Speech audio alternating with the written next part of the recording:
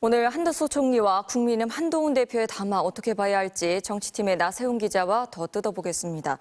자, 나 기자, 정부 여당이 여전히 질서 있는 퇴진에 방점을 두고 있는 것 같은데요. 이번 담화 어떻게 봐야 할까요?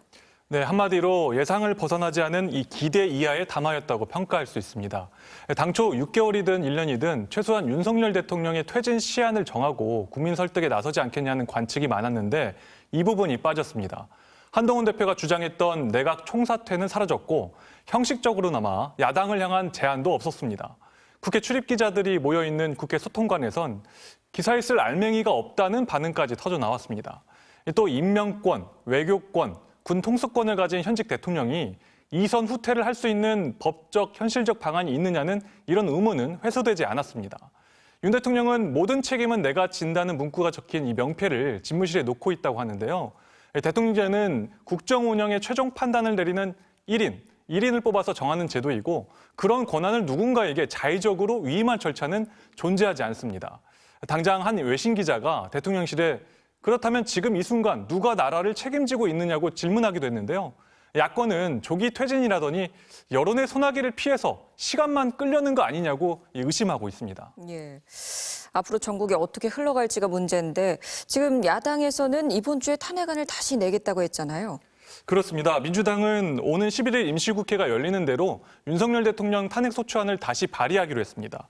동시에 윤 대통령과 한덕수 총리까지 국무위원들까지 수사 대상으로 하는 이른바 내란 특검법을 바로 내일 오전에 발의하고요. 이번 주 내 처리하기로 했습니다. 속도전에 나선 야당과 달리 정부 여당은 장기전을 준비하는 모습입니다.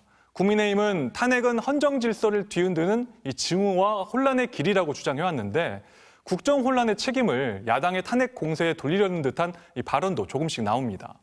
여당이 질서 있는 퇴진을 명분으로 시간을 벌면 야권 지도자들에 대한 사법 리스크가 부각될 가능성도 있습니다. 당장 오는 12일 조국혁신당 조국 대표의 입시비리 혐의 대법원 선고가 있고요. 이달 시작된 이재명 대표의 선거법 2심도 빠르면 석 달 내 선고될 수 있습니다. 그러나 시간이 마냥 정부 여당 편만은 아닌데요.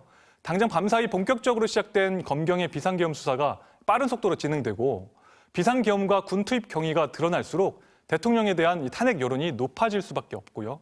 특히 윤 대통령이 현직 대통령의 신분을 유지하면서 검경의 수사를 받는 이 초유의 장면이 생중계되는 일이라도 생긴다면 과연 한동훈 대표가 내놓은 이 질서 있는 퇴진 가능할지 의문이 들 수밖에 없습니다.